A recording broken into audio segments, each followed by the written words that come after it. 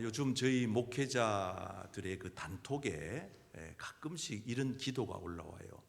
아무개 목사님이 심정지가 와서 심근경색, 심장마비가 와가지고 지금 저 연대 세브란스 중환자실에 산소호흡기를 꽂고 사경을 헤매고 있습니다.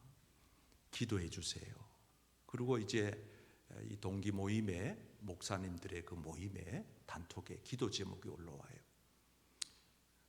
요즘은 이게 나이대가 상관이 없어요.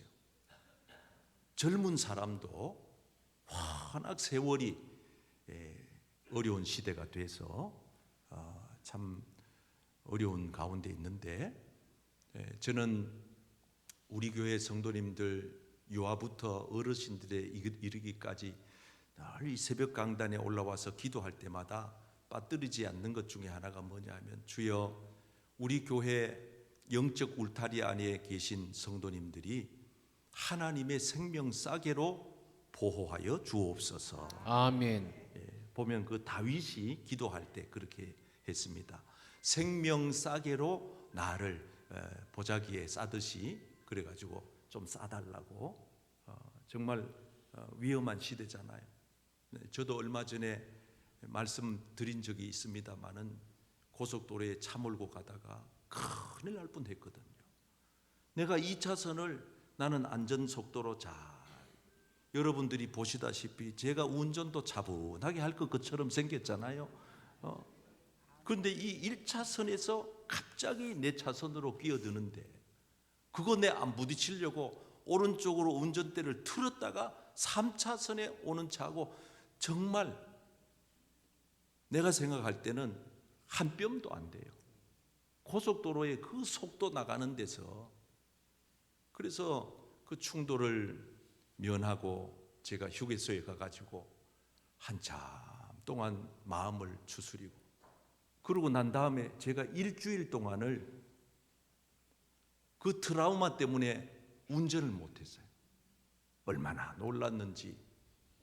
제가 평생 살면서 그렇게 위험하게 처해진 적은 없었는데, 그래도 그 위급한 중에도 떠오른 생각이 뭐냐 하면은, 우리 덕천교회 중보기도팀이 날 위해 기도해줘서 내가 이렇게 사고 나지 않게 됐다 하는 아멘. 그런 마음이 확 오더라고요. 그 생명 싸개로. 저만 그렇습니까? 여러분들이 오늘 여기 와 앉아 계시기까지 얼마나 숱한 어려운 일들과 위험한 일들이 있으셨을 텐데, 하나님께서 여러분들을 생명 싸개로 보호해 주신 줄 믿습니다. 아멘. 저는 신방 사역을 하면서 늘 느끼는 거지만은, 요즘은 이제 가정에서 신방 받는 가정들이 많지는 않지만은 사실 이 신방이 굉장히 귀하고 중요해요. 어떤 가정에 가보면은 그 주의 종 목사님이 집에 와서 신방을 한다고 몇 날 며칠 동안 준비를 하시고, 심지어 어떤 가정은요, 목사님이 집에 방문하는 것을 예수님 오시는 것처럼 생각하면서 집안의 인테리어도 바꾸는 분들이 계시고, 어떤 분들은 도배를 깨끗하게 해놓고 뭐 계단, 뭐 베란다 이런 청소는 이거는 그냥 기본이고. 그래서 저도 한때 젊은 시절에는 이제 신방 약속을 잡고 그 가정에 방문을 하면은 좀 짓궂게 제가 거실에 소파에 앉기 기도하기 전에 그 거실에 있는 텔레비전 있잖아요. 거기 앞에 화면에다가 손가락을 이래 끌고 봅니다. 이 집에 청소가 잘 됐나 안 됐나. 여러분, 주의 종 목사가 오는데 성도님들이 마치 우리 집에 예수님이 오시는 것처럼 그런 마음을 가지고 준비하고 기다리고 계신 것을 보면 제가 얼마나 은혜를 받는지 몰라요. 그래서 그런 가정에 가가지고 예배를 정성껏 드리고 이 가정에 기도하는 모든 제목이 다 이루어졌으면 좋겠다, 그런 마음을 가질 때가 많아요. 참 귀하신 성도님들이 많습니다. 여러분, 사람인 목사를 맞이하는데도 성도님들이 이렇게 지극정성을 다해서 준비해서 맞이하는데, 여러분 한번 생각을 해보세요. 우리 예수님은 누구세요? 하나님이세요. 하나님이신 그분이 인간의 몸을 입고 이 땅에 오신 그날이 성탄절인데, 우리는 그 성탄절을 어떤 자세로, 어떤 마음가짐으로 준비하여 맞이해야 되겠는가?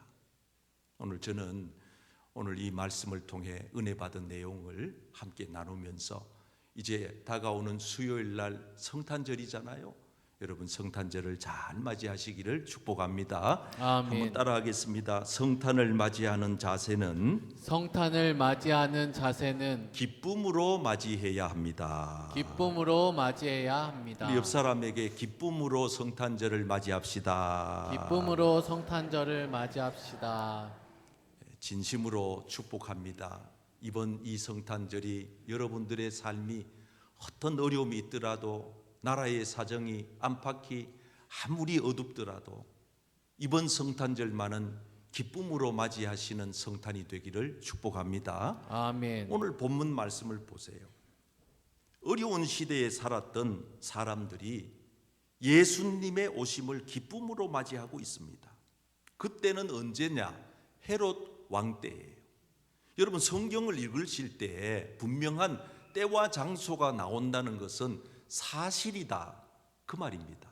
만들어낸 동화가 아니고 소설이 아니고 역사적 사실을 기록했다 그런 뜻입니다. 당시에 이 헤롯 왕이 통치하고 있는 때였습니다. 예수님이 태어난 그때입니다. 그리고 예수님이 탄생한 그 지역도 나오는데 유대 땅 베들레헴이라고 하는 동네였습니다. 이거는 이미 오래전에 미가 선지자나 이사야 선지자를 통하여 예수님이 탄생하기 전에 600년, 700년 전에 예언해 주었던 그 장소가 바로 이곳입니다. 그러니까 하나님께서는 말씀해 놓으시고 그 말씀을 이루시는 거죠. 그 베들레헴에 예수님이 오셨다 그 말입니다. 당시에 수많은 사람들이 있었을 것 아닙니까? 그런데 그때에 저 동방이라고 하는 지역에, 요즘으로 하면 페르시아입니다. 바벨론이라고 하는 지역에 별을 연구하는 천문학자 박사님들이 계셨는데, 별을 연구하다가 예수님이 태어난 것을 알게 됐다 이 말입니다. 그래서 이 박사님들이 그 바벨론이라고 하는 지역으로부터 예루살렘, 베들레헴까지 그 예수님이 탄생하신 그곳까지 와서 축하하기 위하여 길을 떠났다 그 말입니다. 무려 장장 거리가 얼마나 되느냐? 거리로 1500km가 넘는 아주 먼 거리입니다. 여러분 부산에서 서울까지 400km밖에 안 되잖아요.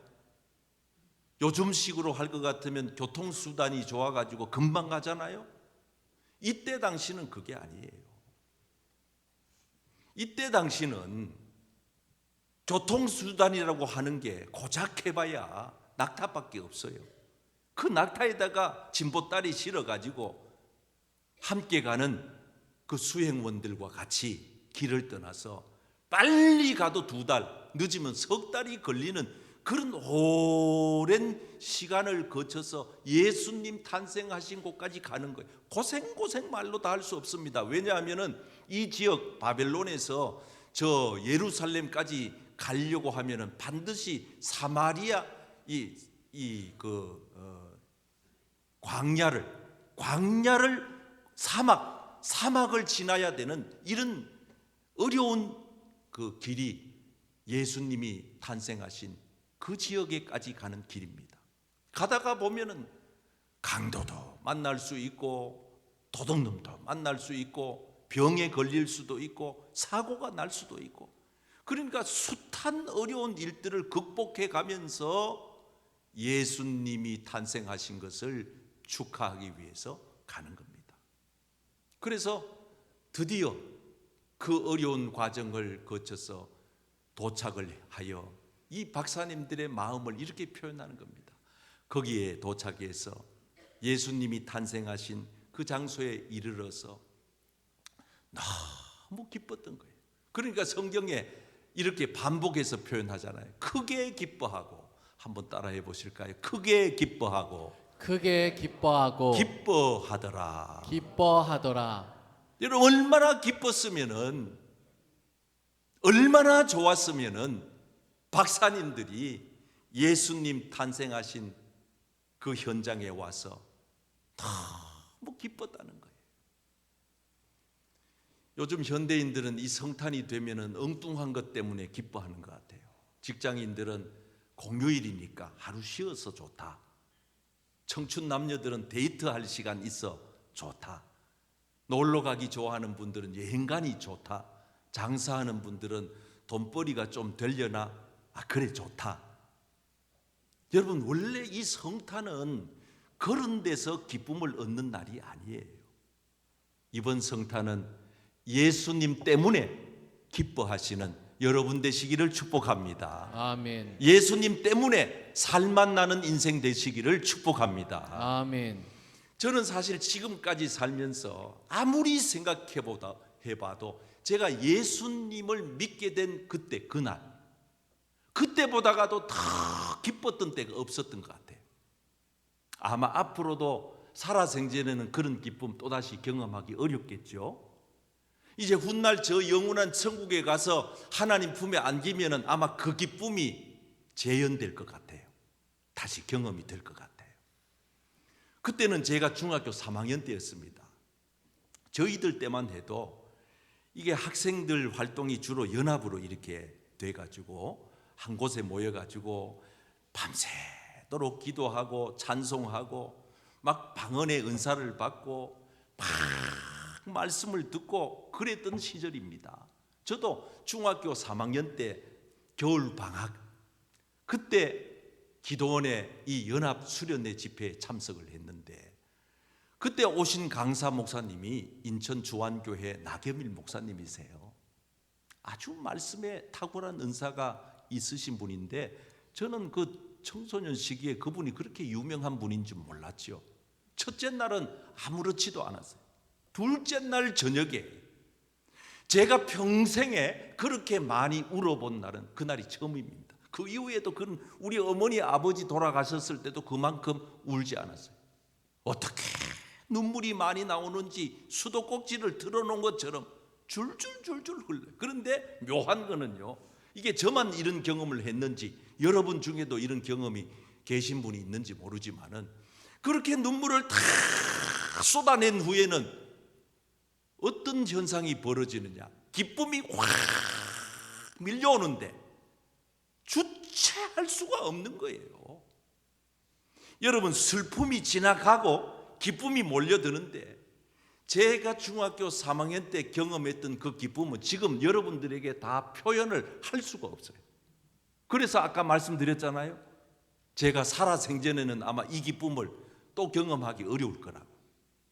예수 만난 기쁨, 예수 안에서 제가 거듭난 기쁨, 예수님 때문에 내 삶의 방향이 전환된 기쁨, 내 인생의 터닝 포인트가 된 그날 중학교 3학년 저 갈분 기도원 청소년 수련회 나겸일 목사님의 말씀 전하실 둘째 날 저녁 저의 인생이 달라진 날이에요. 예수로 충만해지고 예수님 때문에 기쁨을 주체할 수 없었던 그날이에요. 여러분 예수님을 만나게 되면 이런 기쁨은 아마 여러분들도 동일하게 다 경험할 거예요. 영국에 도드리지라고 하는 유명한 목사님이 계시는데 이 목사님은 고생 말할 수 없는 고생을 하시다가 이분이 예수님을 만나가지고 목사님이 되신 거거든요. 그러고 난 다음에 이분이 그 예수 만난 기쁨, 예수 만난 그 행복을 많은 찬송시로 지어서 하나님 앞에 고백을 바쳤는데 이분의 대표적인 찬양시가 285장. 나하고 똑같은 경험을 하셨더라고요. 가사를 한번 보세요. 주의 말씀 받은 그날, 제가 그 기도원에서 설교 말씀을 듣던 그날 그 밤 너무 기쁘고 기뻐서 이게 기쁨을 주체할 수가 없었던 그날, 그래서 이 기쁜 마음을 내가 이길 수가 없어서 주체할 수가 없어서 제가 중학교 3학년 때 목사가 되어 내 몸과 마음을 주님께 바치겠습니다. 얼마나 좋았던지 이 좋은 날, 나같이 이 천한 몸, 부족한 몸, 아무것도 아닌 나를 새 사람 되게 하신 주님께 내 몸과 마음을 다 바쳐서 내가 주님을 위해서 평생을 헌신하겠습니다. 새 사람 된 그날부터 평안한 맘 늘 있어서 이 복된 말 전하는 일 나의 본분 삼았어요. 기쁜 날, 얼마나 기뻤던지 기쁜 날 주 나의 죄, 주님 내 죄를 씻어주시고 날 만나주시고 늘 깨어서 기도하고 늘 기쁘게 살아가리. 기쁜 날 주 나의 죄 다 씻은, 제가 새롭게 태어난 날, 주님이 이 땅에 오신 날, 기쁜 날 다 같이 주 나의 죄 다 씻은 날 늘 깨어서 기도하고 늘 기쁘게 예수 때문에, 예수님 때문에 기쁜 날 주 나의 죄 다 씻은 날. 주님이 이 땅에 오신 그날 나의 모든 죄를 다 씻어주신 그 주님께 여러분 이번 성탄이 기쁨의 성탄이 되기를 축복합니다. 아멘. 아무리 힘들어도, 아무리 어려워도, 아무리 답답해도 이 땅에 만 백성의 구세주로 오신 예수님 때문에 주님 안에서 기쁨을 회복하시기를 예수님의 이름으로 축복합니다. 아멘. 한번 따라하겠습니다. 성탄을 맞이하는 자세는 성탄을 맞이하는 자세는 겸손하게 맞이해야 합니다. 겸손하게 맞이해야 합니다. 여러분 지금 이분들의 신분이 무엇입니까? 박사님들입니다. 요즘도 박사 학위 아무나 다 받는 거 아니잖아요. 아무리 보편적으로 많은 박사 학위가 주어진다 해도 요즘도 대단하잖아요. 그 학위까지 받기까지. 그런데 예수님이 사시던 그때에 박사님이라고 하면 사회적 신분이 굉장히 높으신 분들이에요. 여러분 그분들이 지금 몇 달을 거쳐서 예수님에게까지 도착했어요. 핏덩어리 아기 예수님을 보자마자 이 박사님들이 한 행동이 뭡니까? 넙적 엎드려 절하는 거예요. 도무지 이해가 안 되는 장면 아닙니까? 이분들이 아무리 그분이 별들로 통해 가지고 계시해 준 메시아라 할지라도 그렇게까지 엎드려서 절을 해야 할 이유가 있었을까요? 왜 그렇게 하셨을까요? 여러분 그래서 이 성탄은 진리를 깨닫고 보면 우리가 하나님 앞에 엎드리는 자세를 갖출 수밖에 없어요. 그래서 원래 이 크리스마스라고 하는 이 말 자체가 두 단어가 합성어잖아요. 그리스도, 마스, 경배, 예배, 미사.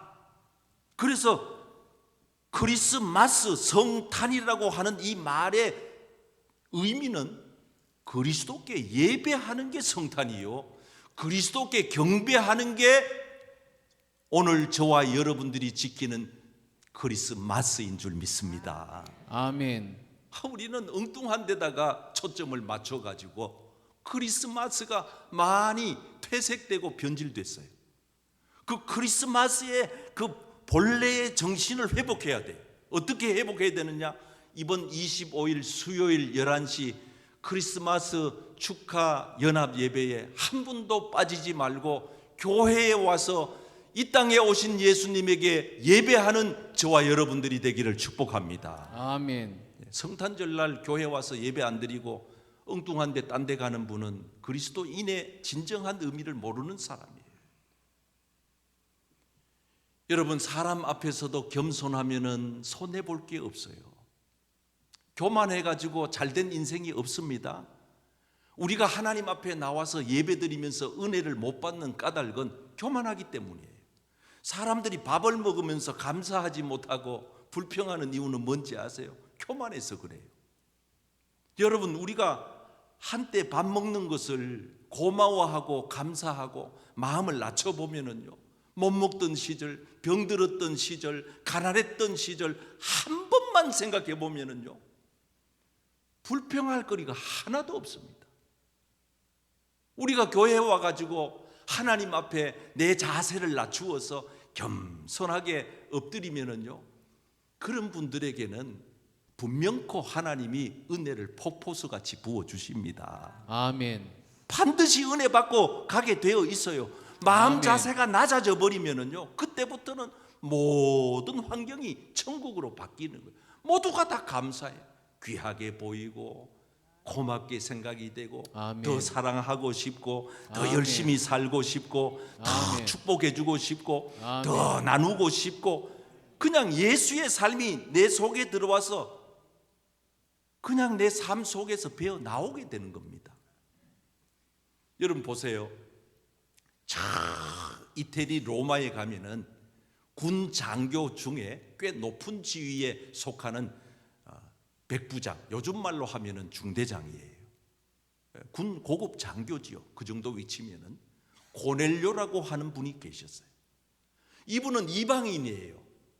그런데 이 이방인인 이분이 복음을 전해 듣고 예수님을 믿게 된 거예요. 자기만 믿은 게 아니고 자기 가족 모두를 구원해가지고 믿음의 한 가정을 이루었어요. 그러니까 얼마나 이 믿음의 가정의 분위기가 좋겠어요. 그런데다가 이 고넬료라고 하는 분은 군 업무를 보면서 그 바쁜 일과 속에서도 항상 경건 생활에 힘을 썼어요. 그래서 예배 드리는 거, 기도하는 거 무척 애를 많이 쓰고, 할 수만 있으면 구제하고 베풀려고 애를 쓰고 이랬던 분이에요.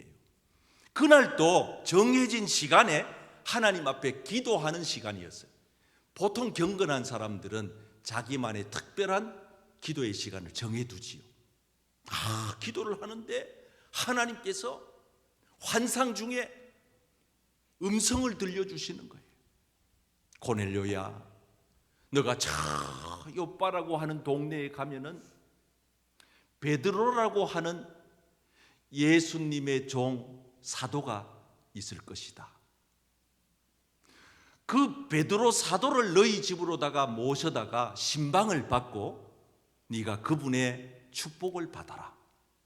이게 지금 고넬료가 환상 중에, 기도하는 중에 환상을 보면서 하나님으로부터 음성을 들은 이야기예요. 실제로 여러분, 기도를 많이 하는 분들은 이런 환상을 보기도 하고 음성을 듣기도 합니다. 내년 2월 달에 이제 우리 교회에 봄 부흥회 강사님으로 오시는 분이 누구냐 하면은 장로의 신학대학 광나루에 있는 장로의 신학대학 총장님이신 김운용 총장님이 이제 부흥회 강사로 우리 교회에 오셔요. 이 강사님 총장님한테 들은 얘기예요. 총장님 부인 되시는 사모님이 어느 날 하나님 앞에 기도를 하는데 벼락 같은 천둥 번개 같은 소리가 귀에 들리는데 종합감사, 종합검진, 종합검진 소리가 들리더래요. 그래 깜짝 놀라가지고 자기가 퇴근해서 오시는 총장님한테 여보 내가 기도하는 중에 이런 음성을 들었는데 이게 무슨 뜻인지 모르겠어요. 그러니까 총장님이 아 그래? 그러면 당신이 내일 꼭 큰 병원에 가가지고 정밀 검사를 한번 받아보세요.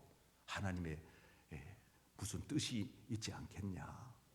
그래가지고 그 다음날 진짜 큰 병원에 가가지고 종합검사를 받았는데 이게 웬일입니까? 암이 발견된 거예요. 그래가지고 급하게 수속을 밟아가지고 수술을 해가지고 회복해서 나았다는 말씀을 제가 총장님한테 간증으로 들었어요. 여러분 하나님의 메시지가 환상 중에도 들려오고 기도하는 중에도 들려오고 이 설교하는 시간에도 하나님이 여러분들에게 음성을 들려주시기를 축복합니다. 아멘. 그런데 하나님의 일은 신비로워요. 고넬료한테만 이 소리가 들린 게 아니고 그 시간에 저 요바에 있는 베드로도 하나님 앞에 기도하고 있었어요. 그래서 기도하는 사람들은 기도하는 사람들끼리 통해요. 이걸 영통이라 그래요. 기도하는 사람들끼리 기도가 통하는 거예요. 베드로한테 나타나서 천사가 뭐라고 얘기하느냐? 조금 있으면은 고넬료가 보낸 사람들이 올 텐데 의심하지 말고 따라가라. 맞아 떨어지는 얘기지요. 고넬료한테는 베드로를 모셔다가 신방받고 네가 축복기도 받아라. 베드로한테는 고넬료가 보낸 사람들이 올 텐데 의심하지 말고 따라가서 축복해 줘라. 그러고 난 다음에 눈 떠보니까 진짜 밖에 고넬료가 보낸 사람들이 이미 도착해 있는 겁니다. 신기한 일이지요. 그래서 이 베드로가 고넬료가 보낸 사람들을 따라서 고넬료 집으로 갑니다. 여러분 이거는 성경적으로 대단한 일입니다. 왜냐하면 당시만 하더라도 유대인과 이방인은 상종을 하지 않았어요. 같이 앉아 밥을 안 먹었습니다. 우리나라 사람들이 일본 사람들에게 가지고 있는 감정보다가 몇 수십 배 이 두 민족 간에는 감정이 안 좋아요. 유대인들은 이방인들을 무시하고 이방인들은 유대인들을 비난하고 그런 관계니까 이 베드로라고 하는 유대인과 고넬료라고 하는 이방인이 서로 같은 자리에 만난다, 한 공간 안에 있다, 이거는 상상이 안 가는 이야기입니다. 그런데 복음이 들어가면, 성령이 임하시면 그 모든 장벽이 무너집니다. 아멘. 그 모든 편견이 깨어집니다. 아멘. 하나님 안에서는 하나가 되는 것입니다. 아멘. 그래서 베드로가 간 거예요. 도착을 하기도 전에 고넬료는요 어떻게 했는지 아세요? 보세요. 친구들을 다 불러 모으고 부를 수 있는 친구는 다 왔어. 내가 보니까 국방장관, 차관, 뭐 무슨 별 몇 개, 무궁화 몇 개 막 왔을 거예요. 친구들만 불렀어요? 친척들도 다 불렀어. 사돈의 팔촌까지 할배, 할매, 삼촌, 아저씨, 이모, 고모 다 불렀어. 집안 가운데 가득히 모아놓고는 베드로 사도가 오기를 기다렸다가 베드로 사도가 집에 들어오는 즉시 벌떡 일어나서 고넬료가 한 행동을 보세요. 발 앞에 엎드려 절하니. 지금 이 고넬료가 베드로한테 절할 사람이 아니에요. 신분으로 따져도 고넬료는 저 높은 분이고 베드로는 저 시골 출신 어부예요. 배운 지식으로 따져도 고넬료는 엄청난 엘리트 지식계층이고 이 사람은 학교 초등학교 문턱도 못 가본 무식쟁이에요. 가지고 있는 재산을 따져도 고넬료는 엄청 가쁘고 이 사람은 가난뱅이 시골 어부다 이 말이에요. 도저히 베드로가 고넬료한테 엎드려 절을 했으면 했지 고넬료가 베드로한테 절할 이유는 하나도 없어요. 근데 복음이 들어가니까 예수가 들어가니까 말씀이 들어가니까 그 신분이 중요한 게 아니라 겸손한 자세로 엎드려 절을 하니 베드로는 또 어땠습니까? 베드로가 어떻게 반응합니까? 그를 일으켜 세우면서 아니 백부장님 왜 이러셔요? 일어서세요. 일어나세요. 나도 사람입니다. 베드로의 겸손은 또 어디로 갑니까? 두 사람의 겸손이 맞닥뜨린 겁니다. 겸손한 사람과 겸손한 사람이 만난 겁니다. 그날 어떤 일이 일어났는지는 집에 가서 사도행전 10장을 펼쳐 읽어보시기 바랍니다. 성령의 불이 그 가정에 떨어지고 수많은 사람들이 회개하고 복음의 역사가 유대인의 한계를 뛰어넘어 이방인에게로 전파되는 놀라운 역사가 나타나게 되고 아멘. 세계 선교의 문을 열게 되는 출발점이 된 줄 믿습니다. 아멘. 사랑하는 성도 여러분, 교만해서 잘 되는 인생은 없어요. 겸손해서 손해보는 인생 없습니다. 성경은 이렇게 말하죠. 교만하면은 반드시 멸망하게 되고 겸손하면은 반드시 높아진다. 귀하게 하나님이 들어 쓰신다. 우리가 이 성탄에 우리 이 땅에 오신 그 주님 발 앞에 엎드려 겸손한 자세로 주님 앞에 나아가는 저와 여러분 되시기를 축복합니다. 아멘. 마지막으로 한번 따라하겠습니다. 성탄을 맞이하는 자세는 성탄을 맞이하는 자세는 정성으로 맞이해야 합니다. 정성으로 맞이해야 합니다. 옆 사람에게 정성을 다합시다. 정성을 다합시다. 자, 오늘 본문 11절은 이렇게 결론을 맺고 있습니다. 이 박사님들이 올 때에 그 먼 지역에서부터 준비해 가지고 온 선물 품목을 소개를 합니다. 그리고 그 선물 포장지까지 소개를 합니다. 보배하배. 여러분, 이게 굉장한 지혜가 있는 말씀이에요. 내용물이 아무리 좋아도 포장지가 별로면은 그거는 정성이 부족한 거예요. 어떤 분들은 얘기합니다. 목사님, 아니 뭐 포장지가 그렇게 중요해요. 내용물만 실하면 되지. 아니, 저는 그렇게 생각하지 않아요. 어떤 분들이 이렇게 얘기해요. 사람이 내면이 꽉 차면 되지 겉이 뭐 그래 중요해. 저는 그렇게 생각하지 않아요. 우리의 내면 인격도 신앙도 소중하지만은 내 겉으로 드러나는 것도 중요해요. 목사님 꼭 설교할 때 양복 입고 넥타이 메고 해야 됩니까? 청바지 입고 잠목바람으로 하면 안 됩니까? 안 되지요. 왜 안 됩니까? 정성이 그게 아니잖아요. 정성이 그게 못 되잖아요. 아니 집에 앉아가지고 이 추운 날씨에 특별한 일도 없는데 뭐 무슨 병원에 계시든지 몸이 불편하든지 그래서 유튜브로 본다 그러면 저는 한면 이해는 하지만은 집에 앉아서 예배 드리는 거 하고 이 추운 날씨에 옷을 챙겨서 입고 먼 거리를 운전해가지고 그 불편한 도심을 뚫고 이 좁은 주차장에 와가지고 주차하고 여기 와가지고 이 불편한 자리에 다닥다닥 붙어서 앉아서 예배 드리기까지 어떻게 생각하세요? 그게 정성이다 이 말입니다. 저희들이 목회 초년 시절 시작할 때쯤만 해도 지금처럼 이렇게 뭐 무슨 그 금융권이 이게 원활하지 않았잖아요. 그래서 우리 때는요 어떻게 했냐면은 사례비를 교회 재정부에서 이제 월급날이 되면은 그날 들어온 헌금을 가지고 재정부에서 1,000원짜리, 5,000원짜리, 10,000원짜리 그 중에서 좀 깨끗한 거 골라가지고 목사님, 전도사님 사례를 담아요. 그래가지고 이 봉투로 현금으로 월급을 줍니다. 사례를 줍니다. 그러면 저는 항상 그랬어요. 제가 전도사 시절부터 감사기도 하나님 앞에 올리고 제일 먼저 거기서 끄집어내는 게 뭐냐? 깨끗한 지폐를 끄집어냅니다. 왜? 헌금하려고. 만약에 그 깨끗한 게 없고 전부 꼬개꼬개 구겨져 있으면 어떻게 하느냐? 대레미로 다립니다. 그래서 그 다음 주일날 하나님 앞에 드릴 헌금을 따로 구별합니다. 저는 평생 제가 예수님을 중3 때 믿고 그때부터 제 마음속에 품은 게 뭔지 아세요? 하나님 앞에 정성을 다하자. 정성을 다하자. 목회를 해도 정성을 다하고 신방을 해도 정성을 다하고.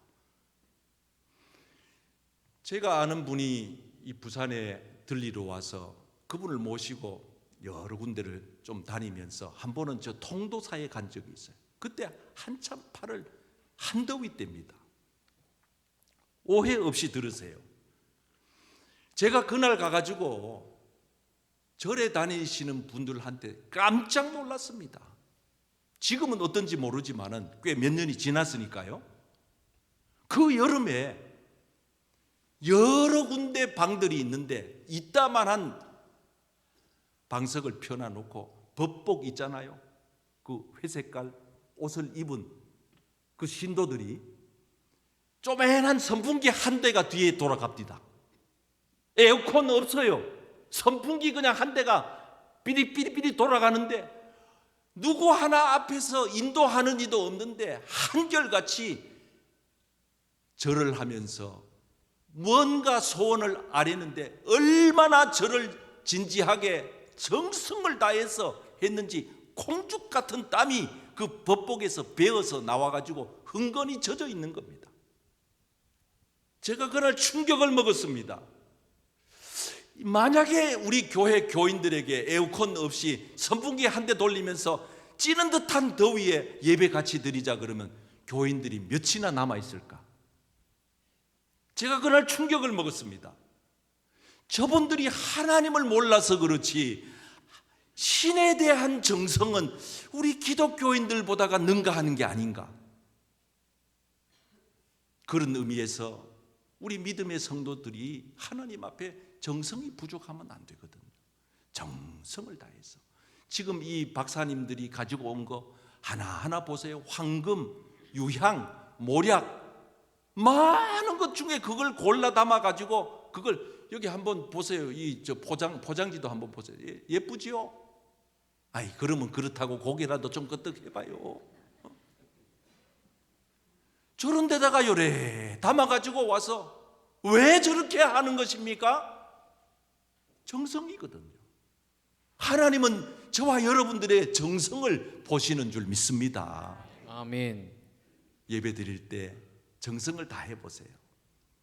옷도 정성을 다해서 잘 갖추어서 입고 와 보시고 예배 드릴 때도 정성껏 찬송하고 저 부족하지만은 평생 목회하는 동안 설교 원고 단 한 번도 내가 이 케이스에 안 담아 본 적이 거의 없어요. 왜? 정성을 다하자. 하나하나 설교 원고를 손으로 다 써서 하나씩 잘라가지고 이 비닐 케이스 안에 하나하나 집어넣으면서 내가 뭐 하겠어요? 기도하는 거죠. 그냥 이 원고줄이 탁 접어가지고 뭐 그래 해도 뭐 문제될 거는 없어요. 그러나 저는 하나님 앞에 이렇게라도 내가 정성을 기울여 보자. 여러분 우리 교회가 하나님을 정성껏 섬기는 교회가 되기를 소망합니다. 아멘. 그래서 이번 이 성탄절은 한번 그렇게 성탄을 맞이해 보시기 바래요. 정말 예수님 때문에 너무 기쁘고 예수님 때문에 더 낮아지고 예수님을 더 정성껏 섬기는 이번 성탄이 되기를 예수님의 이름으로 축복합니다.